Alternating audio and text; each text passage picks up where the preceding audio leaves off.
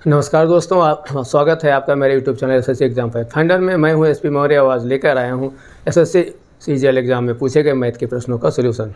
इस कड़ी में यह हमारा 7वां वीडियो है जो 11 सितंबर 2024 को सीजीएल टायर 1 का फर्स्ट शिफ्ट का ये पेपर। तो आइए शुरू करते हैं आज का टॉपिक। पहले क्वेश्चन में दिया गया है, नीचे दिया गया बार ग्राफ 2010 से 2013 तक 4 वर्षों के अवधि में 4 कंपनी ABCD द्वारा काफ़ी का उत्पादन लाख टन में दर्शाता है। ग्राफ का अध्ययन करना है। 2010 से 13 तक 4 वर्षों के अवधि में 4 कंपनियों ABCD, ये कलर वाइज दिया हुआ है ABCD, काफ़ी का उत्पादन लाख टन में है। काफ़ी का उत्पादन लाख टन में वर्ष कंपनी। अब यहाँ पर पूछा गया है A और C का 4 वर्षों का संयुक्त औसत उत्पादन B और D के 4 वर्षों के संयुक्त उत्पादन से कितने प्रतिशत कम या अधिक है। तो हम सबसे पहले A और C को देख लें। A ब्लू कलर में, C ग्रे कलर में है। तो A और C के हम जो उत्पादन है इनका हम टोटल कर लेंगे। तो A जो है 60 है, 90, यहाँ 6 और 0 0 तो सभी में 6 9 से पढ़ लेते, 6 9 15 और 15 14 29 और 29 और 220 हो जाएंगे 500, मतलब 51 से हो जाएगा 510। तो जो पहले वाला बताया है वो 510 हो गया। उसके बाद दूसरा बताया है ग्रे कलर का 50, 100 150 हो जाएगा, 50 और 50 190 240 हो जाएगा, 240 और एक 340 420 और 420 और यहाँ पर 2 और जोड़ेंगे 620 670। दूसरा वाला ये 670 हो जाएगा। कौन सा है ये? A और C। कहाँ पर दिया ये? A और C का 4 वर्षों का संयुक्त औसत। इनको टोटल करके हम आधा कर देंगे तो ये इनका औसत आ जाएगा। तो यहाँ 6 5 11 10 7 70 80 हो गया। तो 80 का आधा 40 हो गया, 11 का 5.5, यानी इनका जो औसत आएगा वो 590 आएगा। जोड़ करके आप हाफ कर लेंगे तो 590 आ जाएगा। यहाँ पर ये क्लियर हुआ। अब आगे दिया B और D का 4 वर्षों का। तो B का यहाँ पर देखेंगे, B का कलर क्या है? ऑरेंज, और D का क्या है? येलो। तो यहाँ पर 120 170, इस हिसाब से देखें तो 12 17 आप जोड़ लीजिए तो ये भी जो हो जाएगा 29 और 29 20 49 हो जाएगा, और 49 में 26 जोड़ना है तो ये हो जाएगा 75 750। तो यहाँ दूसरा वाला यहाँ लिख लेते हैं, 750 हो जाएगा। फिर इसके साथ कौन सा हमने जोड़ा है? 120 ये, और येलो वाला। ऑरेंज वाला देख लेना, 70 और 100 170, 170 और 150 320, 320 और 2 हो जाएगा 530, ये 530 हो जाएगा। अगर इसको भी जोड़ेंगे 7 5 12, ये 1280 आ जाएगा। इसका भी औसत निकालने के लिए 2 से डिवाइड करेंगे तो हो जाएगा 640। यहाँ पर 2 से कर लीजिए तो 640।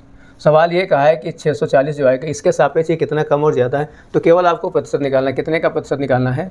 590 640 के सापेक्ष कितने प्रतिशत है, और जो है वो कम है या ज़्यादा। तो यहाँ से ये 0 तो ऐसे ही कट जाएगा और ये 059 हो जाएगा 64 से, और यहाँ कहीं कुछ कटना नहीं। काटना चाहें तो ये 64 से इसको जो है काट देंगे 4 बार तो ये 25 आ जाएगा और ये 16 आ जाएगा। लेकिन और ये 25 से मल्टीप्लाई करना टफ ही हो जाएगा। ठीक है, कर देते हैं। 25 9 225 का 5 हासिल 22 बचेगा। 25 5 125, 25 145 22 47, यानी 1475। नीचे 16 आएगा। अगर इसको हम डिवाइड करते हैं तो आ जाएगा 16 का 14 में जाएगा नहीं, तो 16 ठीक है, 16 9 144, 9 बार जाएगा। 16 9 144, यहाँ बचेगा 3, 3 से हो जाएगा 35, 16 दूने 32, 3 हो जाएगा 30, 16 1 कम 16, फिर शायद 9 बार जाए तो 92 पॉइंट, शायद 9 बार जाए लमसम। तो अगर ये यहाँ से अगर देखते हैं, हाँ ठीक है ये जाएगा। अगर ये जो आया तो 92 पॉइंट, तो ये वैल्यू आया। यहाँ पर पूछा था कितना कम और अधिक है, तो इसको अगर हम 100 से माइनस करें कितना 92.19, तो आप देखेंगे कि 100 से 92 घटाने के बजाय सीधे 93 घटा दीजिए तो क्या बच जाएगा 7। तो यहाँ पर 7 हो गया, और जो 19 घटाओगे 100 से उधर दशमलव के नाते तो 81 आ जाएगा। तो 7.81% की क्या होगी? छोटा था कमी। ऑप्शन नंबर आपका सही होगा दूसरा, 7.81%। आइए आगे चलते हैं। अगला क्वेश्चन पूछा है, उन कई वर्षों में 14% की साधारण ब्याज की दर पर उधार दी गई 16,000 की राशि पर तरसित ब्याज कितना होगा, जितने वर्षों में 10% पर एक निश्चित राशि का 3/5 भाग साधारण ब्याज के रूप में प्राप्त होता है। तो जैसा आपको पता है कि साधारण ब्याज का जो फार्मूला होता है सिंपल इंटरेस्ट SI बराबर यह होता है PRT/100, मूलधन, दर और समय। यहाँ पर दे दिया है कि 3/5 भाग बनता है ब्याज। अगर कोई धन है, जब हम 3/5 लिखी दिए तो यहाँ धन भी 1 मान लेंगे, या तो P बटे लिखिए तो यहाँ P मान लेंगे, P बटे समथिंग। और R के बारे में यहाँ 10% की बात किया है, और T हमें पता नहीं, फार्मूला ये होता ही है। तो इससे अगर हम कैलकुलेट करेंगे तो 100 इधर आएगा और 5 इधर, 10 0 कट ही जाएगा। ऐसे देखिए 10, ये 30 आएगा, 5 6 30, 6 आ जाएगा। T बराबर 6 वर्ष। जैसे ही t बराबर 6 वर्ष आ जाएगा तो यहाँ पूछा था उन कई वर्षों में, सब कुछ तो दिया ही था। अब दूसरा वाला रियल में सिंपल इंटरेस्ट जो निकालना है, तो यहाँ पर आपको पता ही चल गया कि 16,000 तो आपका मूलधन p की जगह दिया ही है, दर आपको जो है 14% की दे रखा है, और 6 वर्ष आपने कैलकुलेट कर लिया है, तो केवल 100 से मल्टीप्लाई कर देना है। ये यहाँ 0 कट जाएंगे, 14 84 होगा, 16 के 4 से गुणा करेंगे, 16 पे को 64 का 4 आएगा, 0 साथ में। तो यहाँ पर देखें 4 किस में आता है, आंसर नंबर 2। फिर भी अगर आपको विश्वास नहीं होता है तो आप इसको यहाँ पर मल्टीप्लाई कर सकते हैं। 14 छंग 84 का 4 हो जाएगा, 8 बचा, 14 कम 14 8, 22 से 224, मल्टीप्लाई में 6, और यहाँ पर 2 0 कटा था तो एक 0 भी है, ये थोड़ा सा ऐसे समझ लीजिए। अब इसको जब मल्टीप्लाई करेंगे तो 6 चौक 24 का 4 2, 6 दूनी 12 तो 14 का 4 1, 6 दूनी 12 1 13, 440 जो कि ऑलरेडी यहाँ पर है। तो इतना एग्जाम में करने की ज़रूरत नहीं कि हुबहू निकाला जाए, क्योंकि अगर बाकी डिजिट में 4 नहीं आ रहा है, इसमें 4 आ रहा है, तो आंसर यहीं पर आपका क्लियर हो जाता है और आगे आप बढ़ सकते हैं। अगला क्वेश्चन है, अज्ञात मान प्राप्त करने के लिए दिए गए 3 समीकरणों के समूह को हल करिए, इनका आंसर निकालिए। ज़्यादा आसान होता है अगर एग्जाम में आपको क्वेश्चन को सॉल्व करना है तो इनके जो है वैल्यू दे करके आप थोड़ा ध्यान दीजिए और पुटअप कर दीजिए, फास्ट से निकल जाता है। इसके अलावा भी आप इधर से थोड़ा सा ध्यान देते जाएंगे तो 1 1 2 के समीकरण को अगर पकड़ के हल किया जाएगा तो भी आ जाएगा। तो या हम x का मान -1, y का मान अगर 2 रख दें, यहाँ पर अब देखिए y का मान 2, y तो यहाँ है नहीं, z का मान 0। अगर x का मान -1, z का 0 रखेंगे, 3 नहीं आएगा तो पहले अपने आप कैंसिल। फिर दिया है x बराबर 2, y बराबर 0 रख दें। अगर x बराबर 2 रख देंगे, y तो इसमें है ही नहीं, तो z भी देखना पड़ेगा। z का -3 रख देंगे तो 2 प्लस -3, 3 का मतलब 3 दूनी 6, माइनस का मान यहाँ पर x बराबर 2, y बराबर 0, z बराबर -1। तो यहाँ x बराबर 2 रखेंगे, z का माइनस रखेंगे तो माइनस का 2 हो जाएगा, और 2 से 2 जाएगा तो भी ये 3 नहीं आएगा, तो ये ऑप्शन नंबर आपका ये भी कट। फिर आगे आता है x बराबर -1 और y बराबर 0, z बराबर 2। अगर हम x का मान -1 रखेंगे और y बराबर तो मतलब नहीं z बराबर 2 रखेंगे तो z का मान 4 हो जाएगा, जो कि ये 3 आ जाएगा। इससे ये पता चलता है ये 2 वैल्यू तो हो रहे हैं। अब 0 का इसमें चेक करना पड़ेगा, यहाँ -1, यहाँ 0 तो 0 हो गया, यहाँ पर 2 रखेंगे तो 3 दूनी 6 से गया 5 सही। इसका मतलब आपका ऑप्शन नंबर ये सही होगा। अगला क्वेश्चन है, यदि एक समबाहु त्रिभुज का परिमाप 36 है, ये आपको पता है कि समबाहु त्रिभुज क्या होता है, तीनों भुजाएं बराबर होती है, उनका होता है योग, तो उसकी भुजा क्या हो जाएगी 36 का 3 यानी 12। तो जब ए इसकी साइड 12 हो जाएगी, क्षेत्रफल का फार्मूला होता है √3/4 इंटू भुजा स्क्वायर। तो हम यहाँ पर सीधे रख देंगे, यहाँ पर हम रख देंगे √3 गुणे 12 गुणे 12, ये 4 3 12 कट जाएगा, 12 3 36 हो जाएगा। तो आंसर क्या आ जाएगा 36√3। टाइपिंग में कहीं गलती हो गई, 36√3 होना चाहिए, 36√3 नहीं, लेकिन सवाल तो 36√3 ही आएगा, एकदम हलवा सवाल है। चलिए अगला देखते हैं। एक भाग प्रश्न में भाजक भागफल का 4 गुना और शेषफल 2 गुना, यदि शेषफल 32 तो भाजी। यहाँ पर अगर देखें तो जिससे हम भाग करते हैं ये भाजक कहलाता है, जो अंदर होता है जिसे भाग किया जाता है वो भाज्य कहलाता है, और जो रिजल्ट के रूप में आता है उसे भागफल कहते हैं। और इन भाजक और भागफल इन दोनों का जो मल्टीप्लाई होता है वो यहाँ पर होता है, इसके बाद जो यहाँ नीचे बचता है वो शेषफल होता है। ये आप सिस्टम समझ ही रहे होंगे। अब यहाँ पर बताया है कि जो ये शेषफल है वो 32 है, प्रश्न में दे रखा है शेषफल 32 है, और फिर क्या कहा है कि शेषफल का 2 गुना है। क्या 2 गुना है? भाजक। अगर ये 32 है, इसका ये भाजक 2 गुना है तो भाजक 64 हो गया। फिर क्या कि भागफल का 4 गुना है तो भागफल ये 16 हो गया, क्योंकि 16 के 4 गुना है। तो जब सब हो ही गया तो निकालना क्या है? भाज्य। तो भाज्य का फार्मूला क्या होता है? इन दोनों का गुणा प्लस शेषफल। तो यहाँ पर हो जाएगा 64 गुणे 16 प्लस 32।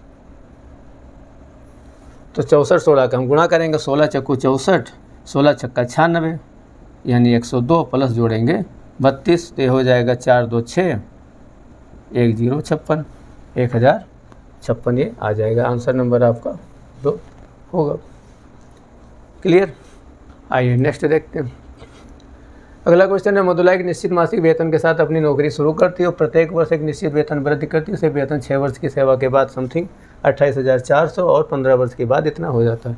यहाँ पर आपको ध्यान देना है कब से शुरू किया नहीं पता, 6 वर्ष के बाद और 15 वर्ष के बाद। तो 6 और 15 के बीच में साल कितने हुए? 9 वर्ष। और 9 वर्ष में क्या बढ़ जाता है? 52,997। पहले क्या था? 28,400। हम केवल माइनस कर देंगे डिफरेंस के लिए, तो यहाँ 97 बचा या 597, 12 से 8 4 और 4 से 2 2, यानी 24,597 कितने समय में बढ़ा? 9 साल में इंक्रीमेंट हमेशा क्या होता है, प्रत्येक वर्ष बराबर बढ़ता है। तो हमें कुछ नहीं करना है, केवल इसको डिवाइड कर देना है 9 से। इससे प्रत्येक वर्ष इंक्रीमेंट की मात्रा पता चल जाएगी। तो यहाँ पर होगा 9 दूनी 18, 6 65, 9 सत्ती 63, 2 29, 9 3 27 और 2 27, 9 3 27, 2733 रुपया पर ईयर बढ़ता होगा। Option number 3। चलिए नेक्स्ट क्वेश्चन देखते हैं। नेक्स्ट क्वेश्चन एक पाई चार्ट है। इसमें इस तरह से पाई चार्ट को बता रखा है परसेंटेज के रूप में सब्जेक्ट के क्या क्या कितने सब्जेक्ट वाले लड़के एडमिशन लिए हैं। विश्वविद्यालय में छात्रों यानी कुल छात्रों की संख्या 7000 है। बीकॉम में 60% लड़कियां और बीएससी कंप्यूटर विज्ञान में 40% हैं। बीएससी कंप्यूटर विज्ञान में 40%, तो 25 का 40% निकालेंगे तो कितना होगा, 25 चक्कू 100 यानी 10% के रूप में ही, तो ये 10% हो जाएगा। और बीकॉम में क्या पूछा था, 40% लड़कियाँ, सॉरी यहाँ पर देख लीजिए, बीएससी है कंप्यूटर विज्ञान 40% लड़कियाँ, जबकि बीकॉम में 60% लड़कियाँ। पूछा है बीएससी कंप्यूटर साइंस तो बीकॉम पार्ट को पूछ लेना लड़कियों की संख्या, यहाँ कन्फ्यूजन करने के लिए दी थी। यहाँ तो लड़कियाँ 60% दी हैं, यहाँ 40% लड़कियाँ, तो जब 40% लड़के तो लड़कियाँ फिर 60% हो गई। इसका ये सीधा मतलब है बीकॉम और बीएससी दोनों में 60% लड़कियाँ हैं, तो दोनों का हम 60% निकाल लेते, तो चाहे आप ऐसे कर लें, 20 + 25 जोड़ लीजिए, 45% हो गया टोटल इन दोनों का, और 45% का फिर हम 60% निकालेंगे, तो ये हो जाएगा कुछ इस तरह से। इसका भी 100 होगा, इसका भी 100 होगा, जो भी होगा इसको हम केवल कैलकुलेट करेंगे।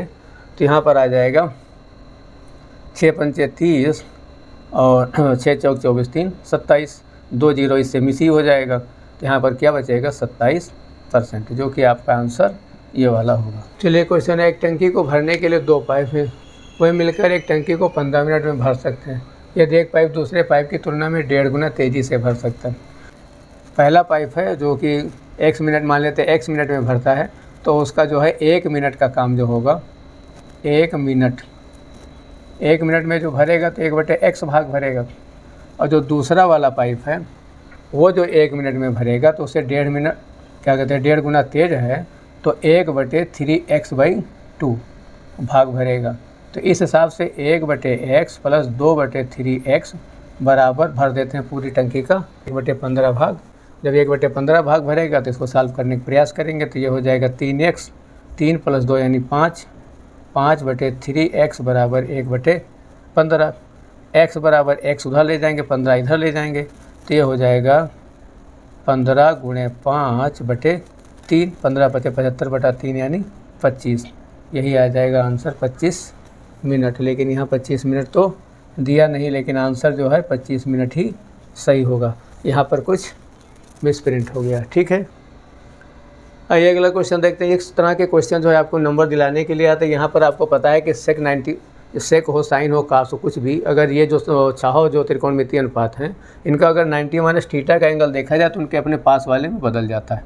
कहने का मतलब ये है कि अगर साइन 90 - थीटा लिखते हैं तो ये कास थीटा हो जाता है, कास साइन में। इसी तरह टेन काट में, काट टेन में, सेक कोसेक में और कोसेक सेक में। तो हम जब सेक 35 को लिखना चाहें तो हम ऐसे लिख सकते हैं, सेक 90 - 55, क्योंकि 90 से 55 जाएगा 35 बचेगा।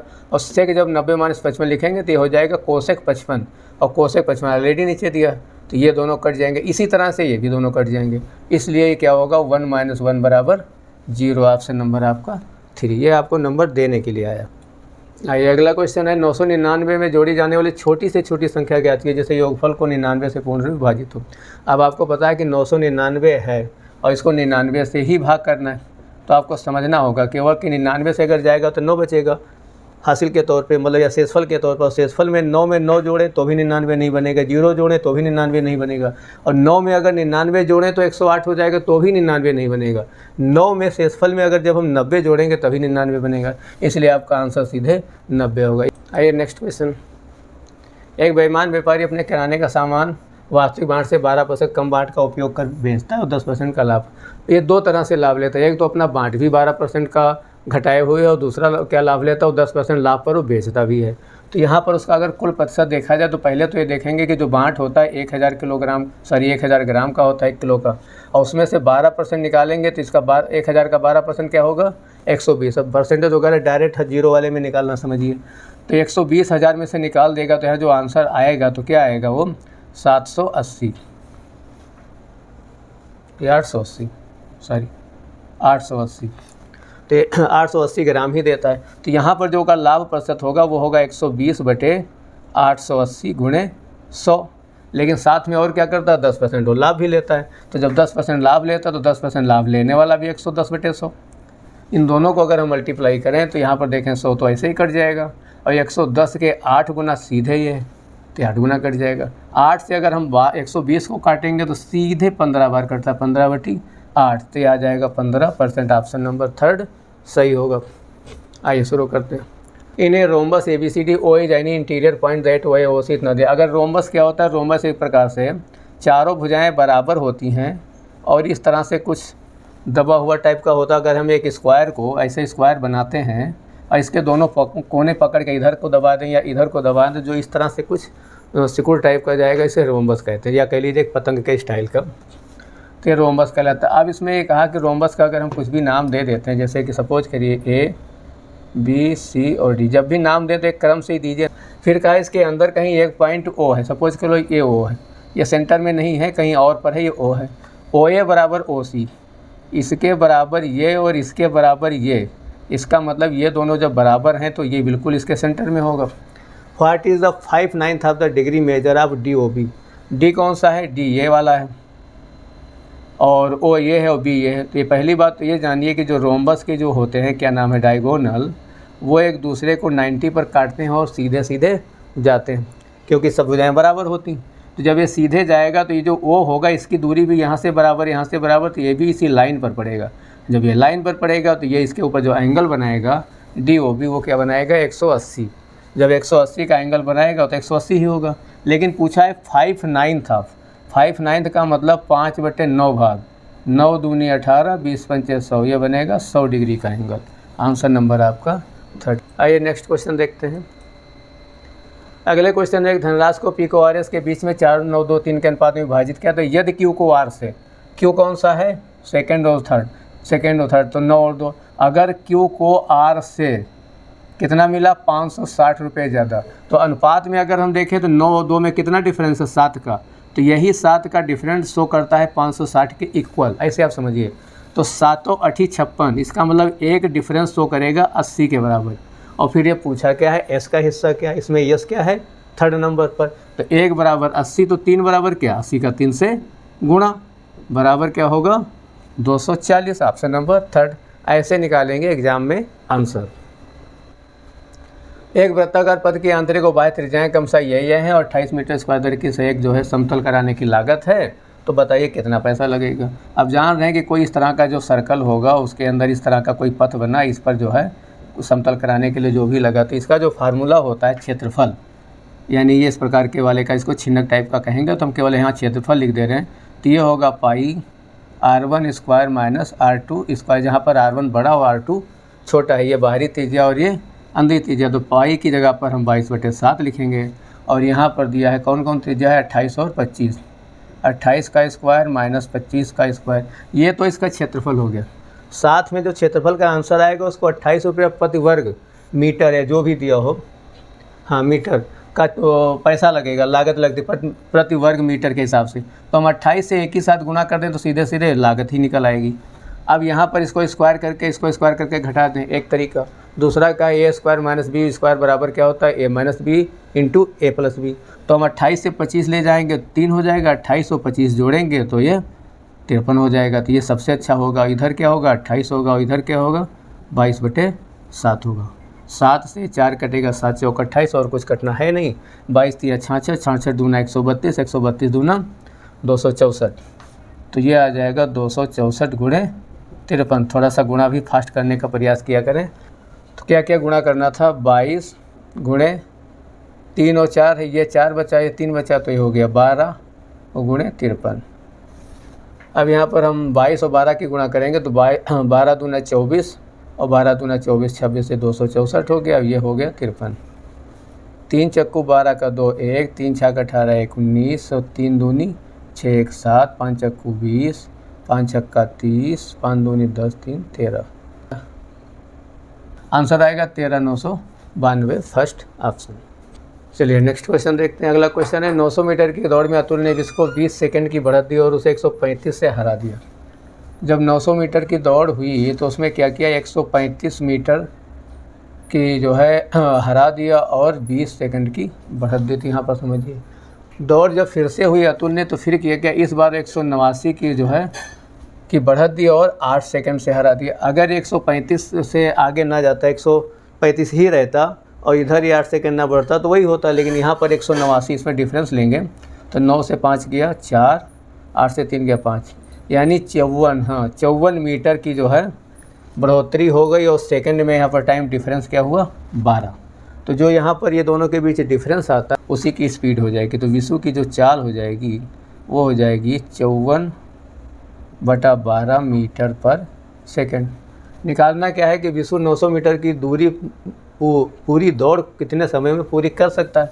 समय बराबर दूरी बटे चाल, 900/54/12, 12 ऊपर चला जाएगा तो हम लिखेंगे 900 गुणे 12/54। इसको काटेंगे 18 3 54, 18 5 90, ऐसे कटा और 3 चक्कू 12, ऐसे कटा 5 चक्कू 20, यानी 200 क्या आया सेकंड।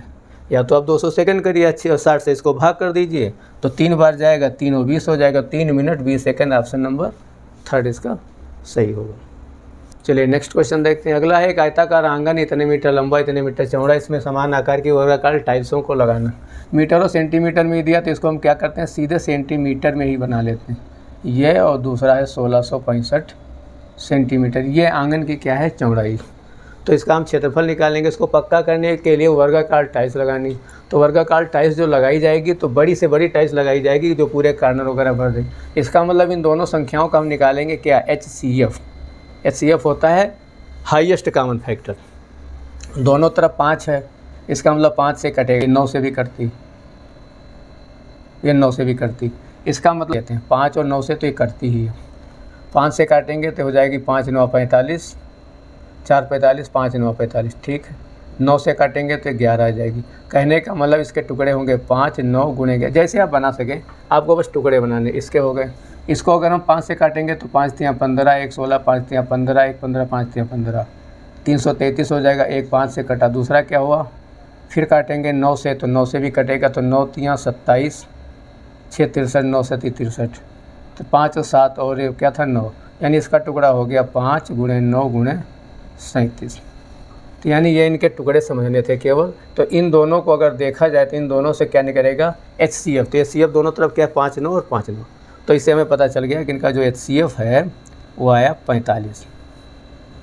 HCF 45 आ गया। अब होगा क्या कि HCF जो 45 आ गया तो टाइल्स जो है की संख्या इसमें हमें निकालनी। तो अगर मान लेते हैं कि टाइल्स की संख्या जो टाइल्स लगेंगे वो X हैं, तो हम यहाँ पर इनका एरिया निकालेंगे और यहाँ पर जो HCF आ ही गया तो X बराबर जो होगा तो इसके बटे, तो यहाँ पर हम 45 गुणे 45 कर लेंगे।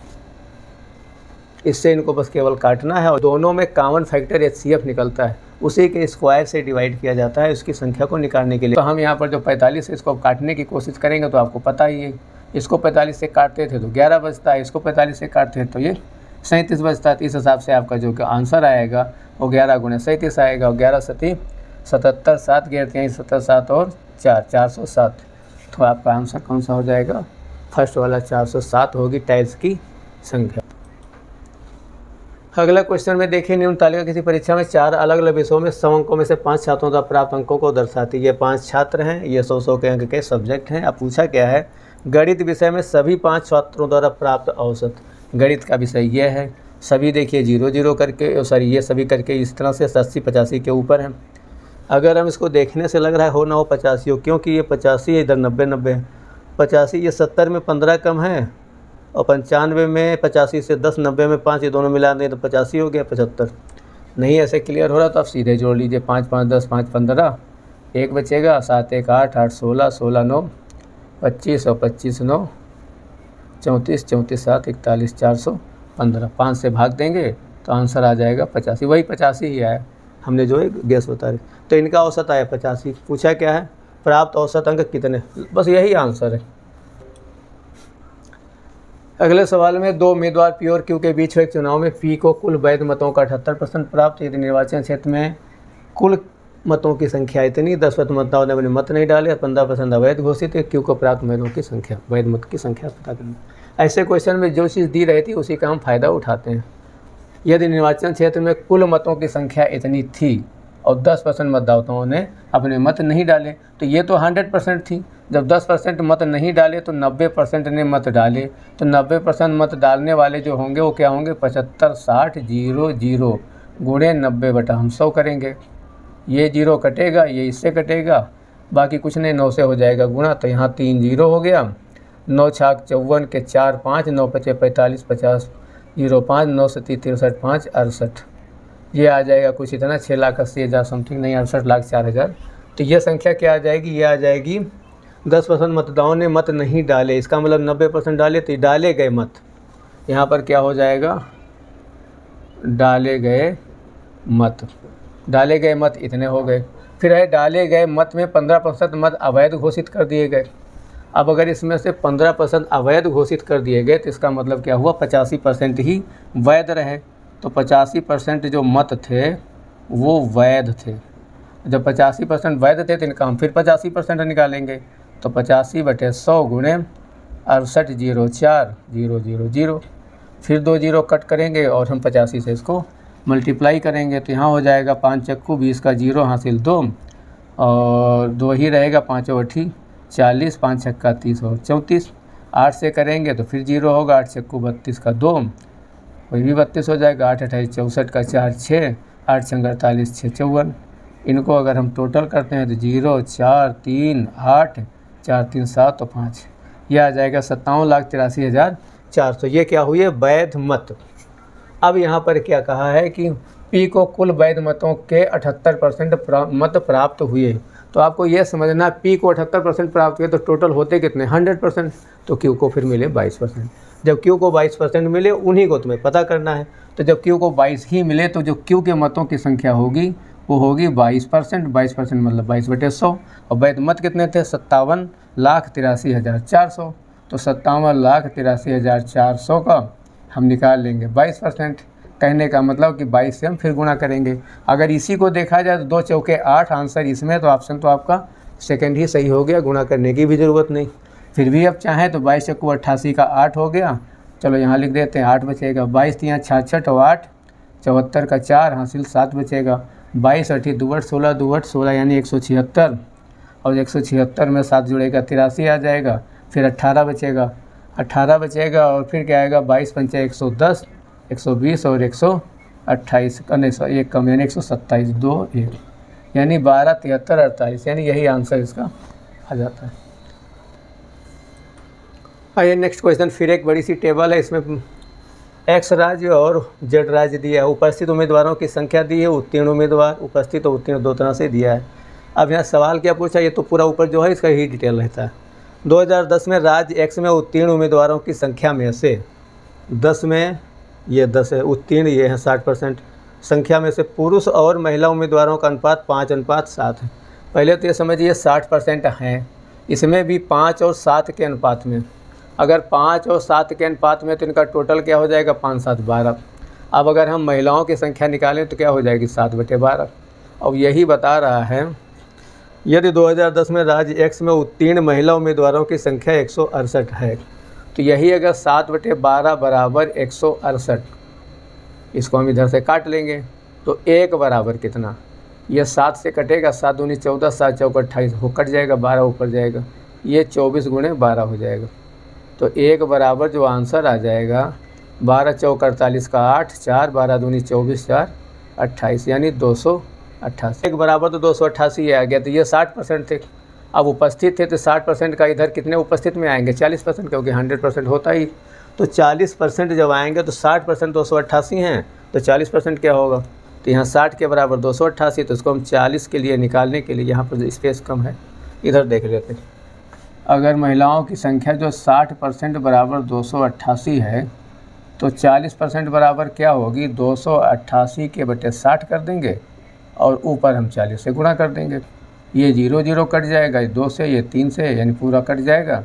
3 से हम इसको भाग के 2 से गुणा कर देंगे, तो यहाँ पर आएगा 3 9 27 1 3 6 18 गुणे 2 और 96 दूना क्या होगा, 6 दूनी 12 1 बचेगा और 9 दूनी 18 1 19 192। यहाँ लास्ट में पूछा 2010 में एक्स उप में उपस्थित उम्मीदवारों पुरुष और महिला दोनों की संख्या कितनी होगी। तो यहाँ जो महिला की संख्या पहले आई थी 288 और पुरुष की संख्या जो आई 192, इन दोनों को हम जोड़ेंगे तो 8 2 10, 9 8 17 1 18 के 8, 2 1 3 1 4, 480 जो कि ये आपका आंसर होगा, आंसर नंबर 3। चलिए नेक्स्ट क्वेश्चन देखते हैं। 30 छात्रों के समूह ने एक टेस्ट दिया, 12 छात्रों का औसत स्कोर 62 और बाकी छात्रों का औसत स्कोर भी 62। कितने भी छात्र हों, अगर उनको तोड़ तोड़ के भी अगर सेम ही स्कोर औसत का है तो वो हमेशा सेम ही रहेगा, इसका आंसर भी 62 ही आएगा और इसमें कुछ नहीं होगा।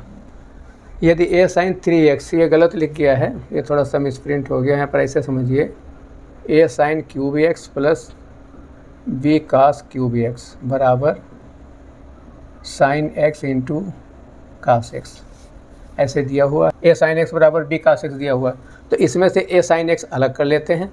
तो यहाँ पहले लिख लेते हैं a sin x into sine square x अलग, और यहाँ b cos x into cos square x बराबर sine x into cos x। थोड़ा इस तरह से सोचना होगा, नहीं तो नहीं। इसकी जगह पर हम ये वैल्यू रख देंगे b cos x। तो जैसे ही b cos x यहाँ हम रखेंगे तो ये b cos x है और इधर वाले भी ये b cos x, इसलिए हमने तोड़ के अलग किया था।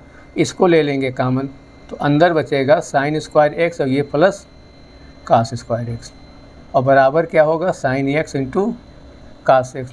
यहाँ पर ये जो है cos x इससे कट जाएगा, sine square theta plus cos square theta का ये 1 हो जाएगा, तो ये हो जाएगा b गुणे 1 बराबर साइन x। तो यहाँ पर सीधे सीधे हम कह सकते हैं कि b बराबर साइन x आ गया, और जैसे b बराबर साइन x आ जाएगा तो यहाँ हम b रख देंगे तो हो जाएगा ab, और ab होने से b कट जाएगा तो a बराबर cos x। तो b बराबर साइन x आ जाएगा तो a बराबर क्या आ जाएगा cos x। ये दो वैल्यू यहाँ से प्राप्त हो जाएंगे। आगे है पूछा क्या a square plus b square का वैल्यू क्या होगा। तो आप जान ही रहे हैं, जैसे हम यहाँ पर रखेंगे cos square x plus sign square x तो क्या हो जाएगा 1, आंसर क्या आ जाएगा 4। a की जगह पर रखेंगे sign square x cos square x और b की जगह पर साइन स्क्वायर x, तो ये दोनों क्या हो जाएगा 1, आंसर नंबर 1। ये इस तरह से। चलिए अगला क्वेश्चन देखते हैं। यदि x प्लस 1/x बराबर इतना हो और x का मान 1 से ज़्यादा हो तो x³ माइनस 1/x³ का वैल्यू क्या होगा। यहाँ पर आप जान ही रहे हैं कि अगर x प्लस 1/x इतना दिया है तो x square plus 1/x square की वैल्यू हम निकालना चाहें तो ये होता है n स्क्वायर माइनस 2, n का मतलब जो पहले यहाँ पर दे रखा है, तो इसका स्क्वायर अगर हम करेंगे तो ये हो जाएगा 2√10 का स्क्वायर माइनस 2, 2 दूना 4 40 माइनस 2 जाएगा 38, किसके बराबर आ जाएगा x स्क्वायर प्लस 1/x। थोड़ा सा यहाँ पर और ध्यान दीजिए कि अगर इसमें हम -1 ही केवल डाल दें, केवल -1 डाल दें तो ये हो जाएगा x square minus 1/x square, नहीं सॉरी प्लस -2, 1 नहीं -2 डालें तो यहाँ पर भी 38 माइनस 2 होना। कहने का मतलब हमने दोनों तरफ 2 से घटा दिया। जब 2 से घटा देंगे तो ये फार्मूला बन जाएगा a square plus b square minus 2ab। तो इस क्रम में ये हो जाएगा x माइनस 1/x का होल स्क्वायर और इधर हो जाएगा 36, इधर हो जाएगा 36, तो ये वैल्यू आ जाएगी x माइनस 1/x बराबर 6। और पहले यहाँ पर क्या दिया है x प्लस 1/x बराबर ये, अगर स्क्वायर निकालना होता तो ऐसे हो जाता x³ माइनस 1x x³ इसका जो फार्मूला होता है x³ माइनस 1/x³, ये बराबर होता है n³ माइनस 3n। हम यहाँ पर केवल इसकी वैल्यू पुट कर देंगे। ये कौन वाला n होगा, ये वाला जो होगा जो हम 6 निकालें इसकी वैल्यू होगी। x माइनस 1 वाली जो वैल्यू निकालेंगे ये हम यहाँ पर अगर रखेंगे तो ये आ जाएगा। तो यहाँ हम 6 की पावर 3 रखेंगे माइनस 3 गुणे 6, इस तरह से 6 छक 36 छक्का 216 माइनस 6 3 18, घटाएँगे तो क्या आ जाएगा 198, जो कि आपका आंसर होगा पहला ऑप्शन। तो ये इसका आंसर। चलिए नेक्स्ट क्वेश्चन देखते हैं। एक व्रत में 2 जीवाएँ mn और pq हैं। एक आप यहाँ पर व्रत जो है ड्रा कर लीजिए कुछ इस तरह से, और यहाँ पर 2 जीवाएँ, एक जीवा क्या है m n और एक दूसरी जीवा क्या है, थोड़ा सा गलत बन गई।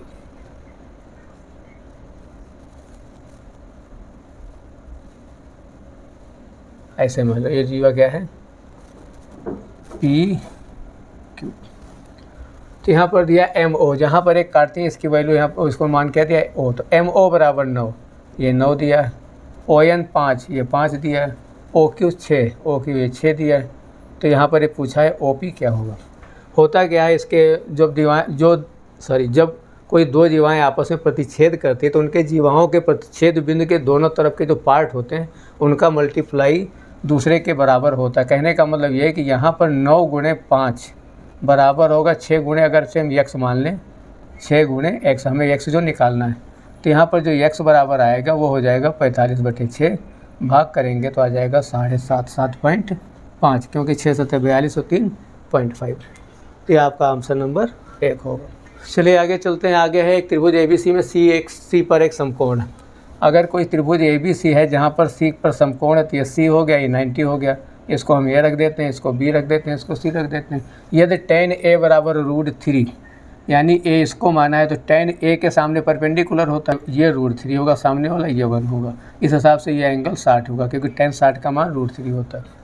तो यहाँ पर जो है √3 होता है tan 60 का। तो अगर ये एंगल 60 हो गया, ये 90 है, तो ये एंगल कितना हो गया, ये 30 हो गया। ये ऑटोमेटिक आप यहाँ से देख सकते हैं। अब यहाँ पर जो वैल्यू पूछा है sin A का मतलब क्या हो गया, sin 60, cos B का मतलब क्या हो गया, cos 30, into cot A plus B क्या हो गया, cot 90। sin 30 का तो आप जानते हैं √3/2, cos 30 का भी sin 60 का है, cos 30 का भी √3/2 और इंटू cot 90 का। cot 90 का क्या होता है, cos बटे sin, और cos की वैल्यू 90 क्या होती है, 0, तो cot 90 भी क्या होगी, 0। जब ये 0 तो टोटल वैल्यू क्या हो गई, 0, ऑप्शन नंबर 4। चलिए नेक्स्ट क्वेश्चन देखते हैं। दुकानदार ने दिवाली की पूर्व संध्या पर टेलीविज़न सेंटर पर कई छूटें दी। टेलीविज़न सेट का अंकित मूल्य 1200 और क्रमागत छूटें 15 और 10 है। आपको पता है कि जब दो कोई क्रमागत छूटें होती हैं तो उनको जोड़ करके उनके दोनों के गुणनफल का 100 से डिवाइड कर देते हैं, तो ये आ जाता है, सॉरी बीच में ये माइनस होता है, ये हो जाती है कंबाइंड छूट। तो यहाँ 10 और 15 25, इसको जब डिवाइड करेंगे तो 1/5 आ जाएगा, घटा देंगे तो आ जाएगा 23.5%। तो ये हो गई कंबाइंड छूट। और कितने का है, 1200 का। तो हम केवल 1200 का 23.5% निकालेंगे, यानी 100 से करेंगे भाग, 12 से इसके गुणा करेंगे, 12 पंचे 60, 12 तिहाई 36, 6 42, 12 दूना 24, 4 28.1, यानी 282। ये 282 आ गया। 1200 से इसको घटा दीजिए, जो इनका ये तो हो गया इनका छूट देने का। तो 1200 से 282 इसमें से घटा दिए कि कितने का उन्होंने बेचा छूट के बाद। 10 से 2 गया 8, 9 से 8 गया 1 और 2 से 2 गया 918। ऑप्शन नंबर आपका 4 सही होगा। तो दोस्तों ये रहा आज का हमारा वीडियो। कैसा लगा, उम्मीद है पसंद आया होगा। अगर हमारा वीडियो पसंद आया, हमारा पढ़ाने का तरीका आप लोगों को पसंद आता है, तो आप हमारे चैनल को सब्सक्राइब करें, लाइक करें और दोस्तों को शेयर करें। धन्यवाद। जय हिंद। अपना ख्याल रखें।